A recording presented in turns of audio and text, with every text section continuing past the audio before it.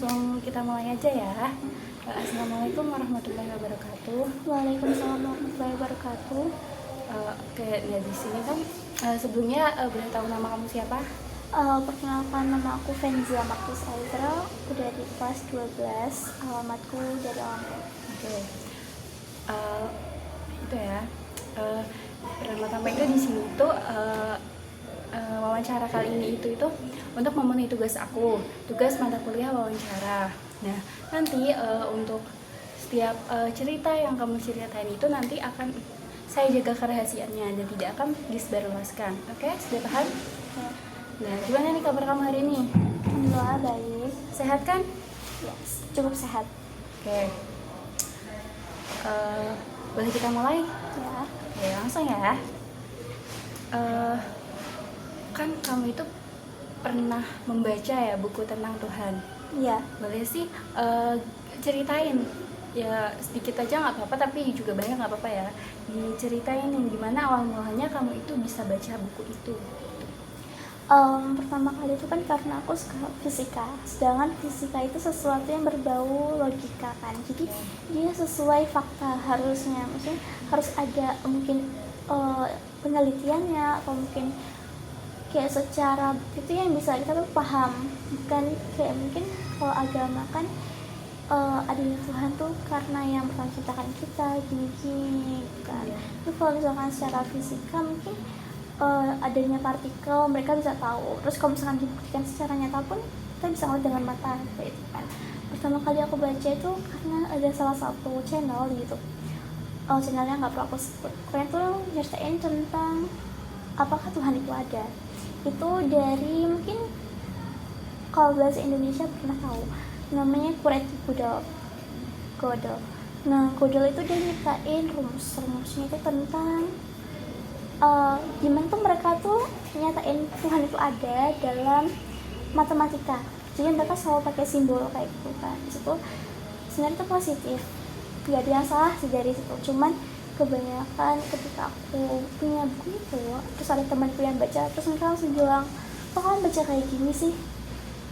Kamu murtad ya? Atau kamu nggak percaya sama Tuhan? Atau gimana? Kok kamu baca kayak gini? Terus aku jelasin, ini kalau misalkan kalian itu mau jelasin kayak gitu dibaca dulu ya. Tapi kebanyakan dari mereka berhenti, jadi kayak langsung nyimpulin kalau aku tuh emang orang yang nggak percaya sama Tuhan. Berarti kamu itu baca buku itu kamu beli langsung karena kamu penasaran, atau kamu mungkin cari ebook dulu nih di Google atau gimana gitu? Yang pertama kan dari TikTok, kan aku liat TikTok gitu kan. Terus kayak waktu aku penasaran, ini pembahasannya kok secara matematika tuh kayak gimana gitu kan, apa mungkin pakai rumus Pythagoras atau gimana. Terus aku paham kalau ternyata matematika tuh nggak selalu harus pakai rumus-rumus sulit, jadi kayak mereka mungkin ada kode-kodenya gitu yang jelasin. Nah terus situ aku beli itu karena ada buku-buku yang jelasin tentang pertama is God and Matematika, apakah Tuhan itu ahlinya matematika. Nah aku pertama baca dari itu. Terus habis itu kedua aku nemuin tuh apakah Tuhan itu ada, tapi dijelaskan secara Kurt Gödel. Kalau misalkan apakah Tuhan itu ada secara matematika itu penjelasan sebenarnya rumit ya, dia memakai rumus. Tapi kalau misalnya kita paham dan berpaham apakah Tuhan itu eksis, gimana kok mereka tuh bisa eksis kayak gitu gimana. Nah itu sebenarnya buat penguatin iman sih. Kayak mungkin aku ya sebagai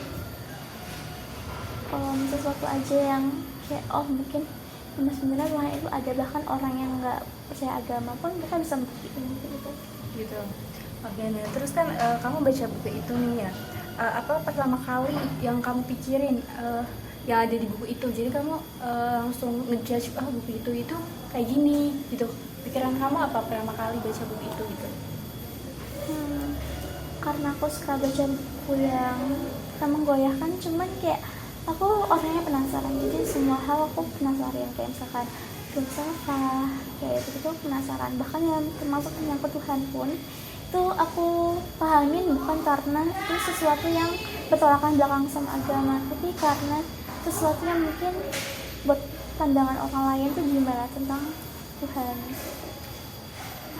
Terus pertama kali yang kamu pikirin apa tentang buku baca itu, buku tentang Tuhan, dan kamu langsung gimana kayak mikir iya ya kayak Tuhan itu nggak ada atau gimana.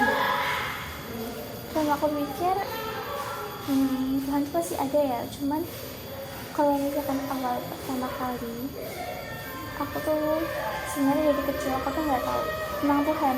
Agama tuh aku bingung banget kan, agama aku sebenarnya apa sih ya, emang orang tua aku ngajarin tentang Islam, tapi kok aku nggak bisa melihat Tuhan, atau mungkin gimana sih cara sampai aku tuh bayangin oh bentuknya Tuhan tuh kayak gini, bentuknya Tuhan tuh kayak gitu. Bahkan dulu tuh aku tuh kayak ingin banget masuk agama Kristen, kalau enggak agama Hindia, karena mereka ada wujud Tuhannya gitu loh. Karena dalam Islam kan wujudnya Allah tuh kan gak dilihatin kan, terus aku bingung. Nah ini karena sempat beberapa kali kayak mungkin aku masuk pengajian atau gimana, kayak dapat pencerahan lah, oh ternyata Tuhan tuh emang gak perlu dilihat, jadi kita bisa ngerasain aja gitu lah, seakan-akan angin. Cuman aku pernah goyah gara-gara ada salah satu video itu kayak gini, kayak cahaya itu aja bisa dilihat kan bentuknya apa. Terus temanku ada nanya kayak gini, kamu tau gak, kayak misalkan kamu gak percaya Tuhan ya, coba kamu lihat angin deh, kalau enggak cahaya bentuknya apa, mereka kan gak bisa dilihat ya, apalagi kalau misalkan angin kayak gitu. Terus aku bilang bisa kok, angin itu bentuknya gelombang. Terus aku langsung mikir ya pokoknya ada sesuatu pikiran yang ganggu aku gitu kan tentang Tuhan. Terus kapan nih kamu mulai ragu-ragu sama Tuhan? Tetap kamu kan kayak mulai dari kecil yang kamu ceritain tadi, dari kecil kamu kayak pengen melihat wujudnya Tuhan, tapi kan emang nggak bisa ya. Terus nah itu muncul keraguan itu dari kamu kecil kan, dari kamu kecil udah. Nah terus habis itu kamu tambah baca buku itu kan, kamu tambah ragu lagi. Terus nah itu mulai dari kapan itu yang abis dari mungkin mulai baca buku itu gitu? Aku mulai buku itu dari tahun 2024. Jadi kayak memahami kan lebih suka fisika, jadi lebih memahami tentang fisika, jadi malah merembet sampai sana-sana gitu. Jadi sekitar 1 tahunan ya? Oke. Kan kamu ragu ya atau nggak percaya sama Tuhan ya, nggak bisa dibilang gitu sih, tapi kamu kayak ragu akan keberadaannya Tuhan nih. Nah kamu itu bisa percaya gara-gara baca buku itu, apa ada gara-gara yang lain mungkin kayak ya tadi kan faktor kamu kecil tadi, terus habis itu faktor kamu baca buku itu atau yang lainnya mungkin? Dulu pas di sini tuh aku pernah ada kenalan, dia dari orang tua murid di sini. Terus lah kayak ngobrol-ngobrol lah, itu sebenarnya pembahasan tentang fisika ya, cuma merembet. Terus aku tanya sebenarnya tuh agamanya apa. Aku misalkan secara Islam tuh sebenarnya beda banget loh, karena dia tuh orangnya mualaf. Terus pertama kali menjalani agama itu dia karena dulu preman itu kan, preman jalanan. Terus dia tuh nggak tahu harus kayak gimana ngelangkahnya, akhirnya dia masuk satanik. Jadi ya dia sempet kayak pengguna narkoba gitu. Tapi dia jelasin di dalam satanik itu semua hal nggak berbau negatif juga loh, tergantung. Dia masuk satanik ketika ada orangnya sakit, soalnya temennya tuh sakit, kita tuh nolongin dia. Bukan kalau misalkan dalam Islam kan temennya tuh sakit biar cepat sembuh, kita kan sedekah atau gimana, dia pandangannya kayak gitu. Terus dia kayak bayangin aja gini, dia ngomong kayak kan, kamu sakit terus uangnya harusnya buat kamu perobatan, malah kamu sedekahin ke orang gitu, kayak logika nggak? Tapi aku kayak mungkin karena aku yang hargain, jadi aku cuma ngangguk doang ya, padahal dalam hati aku udah ada kayak menghalang gitu loh. Kayak gitu sih pendapat Hindu tentang sedekah kayak gitu. Dan misalnya kan beda lagi tuh udahan kan. Terus aku kayak lebih mungkin yang agama aku lebih benar daripada dia itu loh pendapatnya.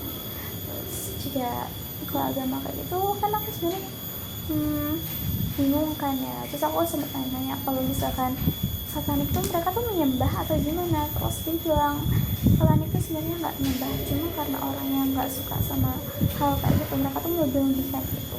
Jadi aku tuh sebenarnya senang ya bahas itu, karena aku orangnya tuh penasaran, jadi pengen tahu oh gimana sih agama itu gini-gini. Cuma kadang ketika temen aku jelasin, mereka ada ketakutan duluan karena takut kalau imannya langsung runtuh gitu.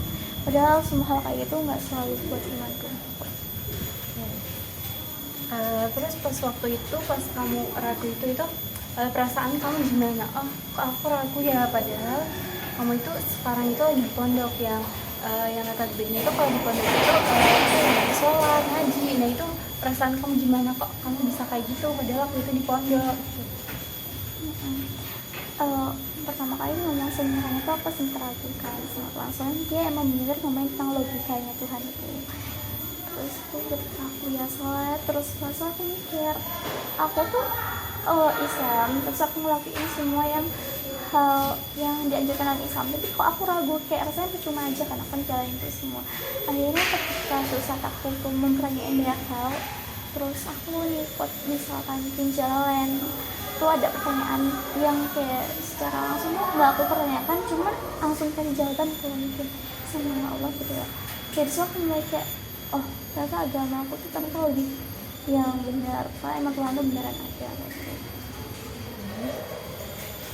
Terus pas kamu ragu itu ada nggak sih yang bikin hubunganmu dan hubungan keluarga kamu itu hubunganmu dengan teman atau hubungan dengan keluarga itu kayak bukannya retak sih, kayak agak aneh gitu loh, ada nggak? Ada sih, mungkin karena mereka kira aku tuh orang yang nggak percaya sama Tuhan, terus kok di pondok malah baca-baca kayak gitu, awas lawannya murtad lah, dia bilang kayak gitu. Dan bukan tuh, ini kan salah paham doang sih. Jadi semenjak misalkan aku baca kayak gitu atau gimana, atau mungkin aku jelasin mereka tentang agama lain, mereka tuh kayak langsung anggap ya itu akhirnya hubungan itu jadi renggang banyak banget, kayak yang ngejalin aku lah karena mungkin menurut mereka tuh pandangan berbeda atau gimana. Terus ya sekarang ini kamu masih ragu-ragu nggak akan adanya Tuhan? Enggak, Udah enggak. Apa sih yang bikin kamu itu udah percaya lagi nih ke Tuhan kita ya, Gusti Allah?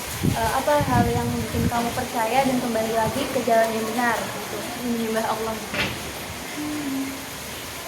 Terus kan kita kan pembahasan tentang satanik itu kan. Terus aku mikir kayak gini, kalau dalam fisika Albert Einstein tuh dia pernah bilang Tuhan itu nggak bermain dadu.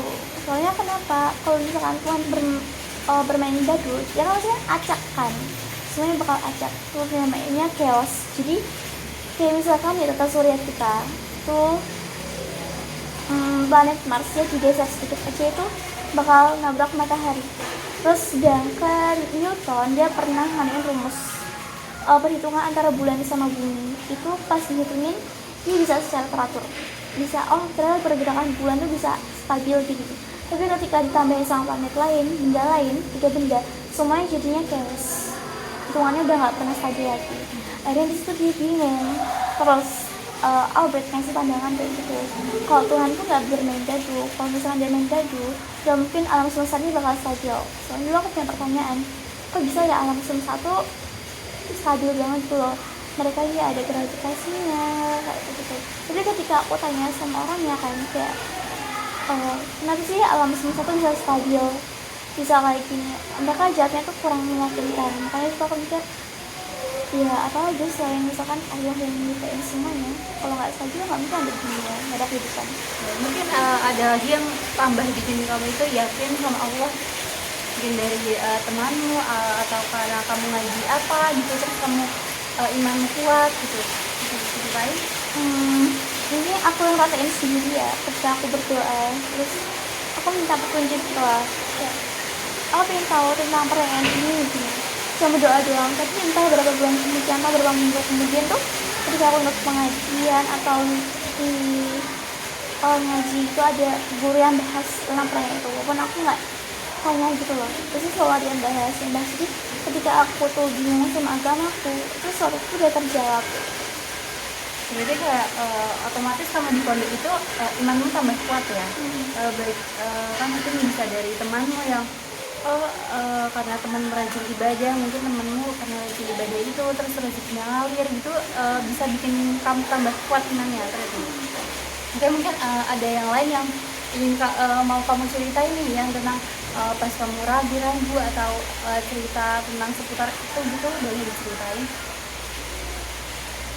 Nggak terlalu banyak sih, cuman ini pembahasannya kan termasuk logika kan. Aku suka tuh hal yang berbau filsafat, mungkin kayak kalau misalkan Tuhan itu ada, kenapa ada tukang ini, kan itu kan tukang cukur kan. Terus dia ngasih pertanyaan kayak gitu loh, kalau misalkan Tuhan itu ada, kenapa gelandangan, kalau tahu orang gila itu kan rambutnya tuh panjang. Terus akhirnya dia bilang kayak gini lah, kalau misalkan ada tukang cukur giginya ini, kenapa kok gelandangan kayak gitu rambutnya tuh selalu panjang, kenapa nggak pernah dipotong? Terus pelanggannya tuh bilang, ya karena mereka nggak datang. Nah, aku pernah kan yakin ya sama pendapat itu. Terus guruku pernah ngomong kayak gini, kalau dia tuh dulu pernah jalan-jalan ke kota, terus dia tuh ngeliat banyak kayak gelandangan itu loh, orang-orang yang mungkin nggak ada penghasilan, bikin bah jembatan kayak gitu. Terus guruku tuh bilang, kamu tau nggak kenapa mereka itu kadang ada yang bisa berhidayah, terus dia dapat banyak uang, maksudnya kayak dapat rezeki, ada juga yang enggak, karena kebanyakan dari mereka ada nggak percaya lagi sama Tuhan, maksudnya mereka udah pasrah, percuma ada Tuhan, kenapa kita kayak gini gitu loh. Supaya mereka tuh nyoba gimana caranya apa ya, mereka tuh punya Tuhan, terus mereka kayak doa biar dikasih rezeki, tapi enggak, karena mereka udah habis kepercayaannya, makanya mereka tetap stuck rezekinya di sana terus sampai juga. Nah itu aku kayak, oh ya juga ya, ternyata nggak semua pendapatku tuh tentang Tuhan tuh selalu salah. Jadi memang butuh waktu aja buat beberapa orang yang buat menjadi kepercayaan. Bukan aku menambah keraguanmu ya, tapi kan kamu pernah mikir nggak sih, ada nih kayak orang orang yang nggak punya agama tapi dia tetap kaya raya. Nah itu pendapat kamu gimana itu tentang kayak gitu? Padahal kan kamu bilang tadi kamu bilang kalau dia itu kalau orang yang punya Tuhan itu kan nggak bisa berdoa untuk minta rezeki. Nah itu pendapat kamu gimana kalau orang ateis ya nih? Nah orang ateis yang kaya raya gitu. Aku pernah ya punya pemikiran gitu. Terus kenapa kalau orang kaya yang tanpa ada agama dia tetap bisa kaya gitu? Sedangkan orang Islam kadang yang agama yang kuat mereka hidup sederhana, kalau enggak hidup pas-pasan tuh udah cukup tuh. Karena ada yang bilang kalau di dunia tuh jadi orang Islam tuh penjara, sedangkan akhirat itu surga kan. Itu kenapa kok mungkin orang yang Islam gitu mereka cuman punya sedikit harta, mereka tuh udah ngerasa cukup, karena mereka bayangin suatu saat mereka dapat akhirat yang kebutuhan mereka lebih dicukupin, mereka bisa bersenang-senang di sana gitu loh. Sedangkan mereka yang bersenang-senang di dunia, mereka cuma bersenang di dunia. Mungkin ya ada beberapa orang Islam yang dikasih rezeki lebih kan sama Allah gitu. Cuman kayak gitu ujiannya lebih berat lagi kan. Kayak misalkan kita harus bisa sedekah gitu. Soalnya kita kalau misalkan di masa pertimbangan itu kan pasti bakal diperhitungkan kan. Kita punya harta segini, terus sedekahnya berapa? Sedangkan kadang orang yang nggak punya, mereka nggak perlu sedekah juga karena hisapnya nggak terlalu banyak kan. Berarti sekarang kamu udah bener-bener yakin ya sama keberadaannya Allah. Terus mungkin kamu bisa nambahin gimana sih cara kamu bener-bener yakin sama Allah gitu. Mungkin kamu baca buku atau dari teman gitu ya? Mungkin karena keyakinan tuh ada rasa takut juga ya. Aku misalkan baca Al-Quran gitu, entah kenapa rasanya tuh kayak nyaman. Padahal ketika aku baca Al-Quran terjemahan itu langsung ke halaman tengah atau mungkin halaman apa, bahas dari awal. Itu kadang ada sesuatu yang buat aku tuh terpikir sebelum bacanya. Kayak misalkan mungkin Allah ngasih tentang hari akhir kayak itu. Jadi aku jadi takut kalau misalkan aku nolak itu semua kepercayaan aku tentang Islam.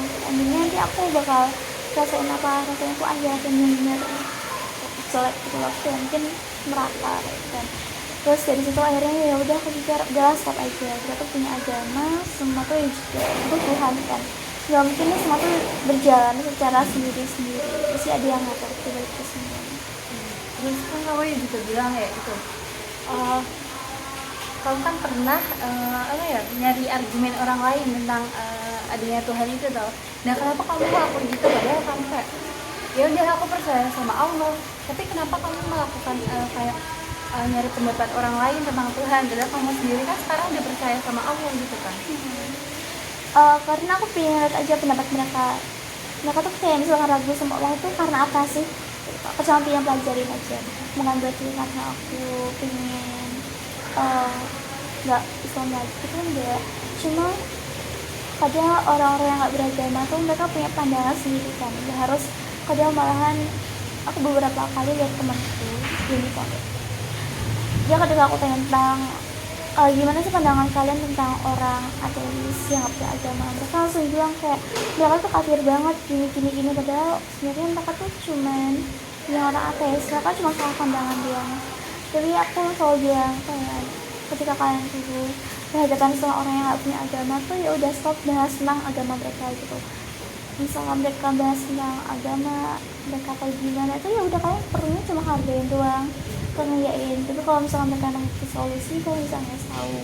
Nah kadang kalau misalnya ada orang yang dia bukan agama Islam, kadang aku masukin kayak aku tanyain, kalau misalkan dia nggak punya agama gitu ya, kalau Tuhan itu nggak ada, kenapa kalau misalkan sesuatu bisa nggak chaos, bisa teratur, mereka kan pasti kayak mikir kan bakalan kayak gitu, apa yang benar apa yang salah. Nah terus juga kayak mungkin aku bisa tambah-tambah tuh wawasan ilmu gitu kan. Nah agama lain, nggak semua agama tuh terkesan jelek, cuman pandangan aja gimana. Oke, nah terus kan kita balik lagi ya ke tadi ke dalam keraguan, soalnya ada yang ketinggalan nih. Nah pas kamu ragu itu kamu masih tetap sholat nggak? Kan kalau di sini kan kayak jamaah itu nggak di absen lah, kayak udah terserah gitu. Nah kamu itu pernah maksudnya kamu masih tetap sholat tapi hati kamu itu kayak masih ragu, apa kamu benar-benar nggak sholat gara-gara kamu itu bingung? Aku masih tetap sholat ya, tapi gitu hatinya ragu, ini beneran nggak sih ketika aku sholat ada pahala yang aku dapetin atau ada hikmah yang bakal aku dapetin gitu. Terus ketika aku puasa, cuman maksudnya aku mikir dong, kalau misalkan aku ragu kenapa aku nggak keluar aja gitu, kenapa aku harus tetap pertahanin gitu, seakan-akan tuh emang ada sesuatu yang nahan aku buat tetap di Islam. Akhirnya ya dari situ aku mencari tahu banyak hal. Jadi kamu pas ya puasa itu ya sholat itu kamu itu benar-benar kayak aku ngapain sih, kayak aku ngapain sholat padahal aku masih ragu sama Tuhan, aku ragu sama keberadaan Tuhan. Berarti kamu apa namanya kayak itu jadi kamu sholat aja gitu, kayak buat apa ya namanya buat patut-patutan lah gitu doang. Jadi kayak seakan berformalitas ya gitu kan, kayak aku sholat ngikutin lain tuh emang benar sih kayak gitu, cuman kalau sekarang udah beda lagi semuanya. Nah itu dari kapan itu kayak kamu itu ragu sholat puasa, maksudnya berjalan berapa tahun, sedangkan kamu tahu sendiri kan kalau misal mungkin kalau sholat ragu-ragu itu nggak sah, puasa juga semua kan. Kalau dalam Islam itu kalau ragu-ragu itu kan kayak apa namanya Allah pun ragu-ragu mau apa ya mau bukan ya nulis pahala gitu loh kan. Dalam Islam juga ragu-ragu itu nggak boleh tau, jadi kita itu harus yakin. Dan pendapat kamu itu gimana kayak gitu?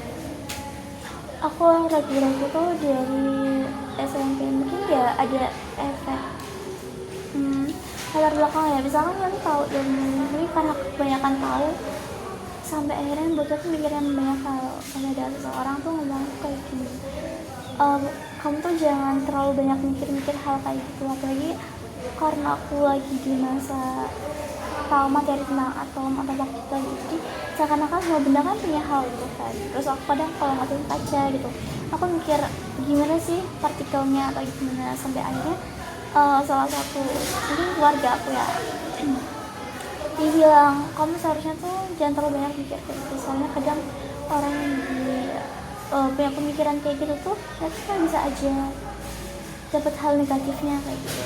Gak semua hal tuh harus dibuktikan secara nyata, jadi tergantung itu hati kamu kayak gimana wujudnya. Oke, mungkin udah selesai ya salah satu ini. Terima kasih banyak nih udah mau cerita-cerita, udah mau sharing-sharing tentang keraguan kamu tadi dengan adanya Tuhan, terus kamu bisa balik lagi ke jalan yang benar gitu. Terima kasih ya. Oke, nah lagi nanti untuk jawaban yang kamu sampaikan, dan nanti kan ini direkam dan nanti akan dijaga kerahasiaannya. Nah ini tuh cuma buat tugas mata kuliah wawancara. Oke, terima kasih ya. Oke. Sampai ini udah sampai ini.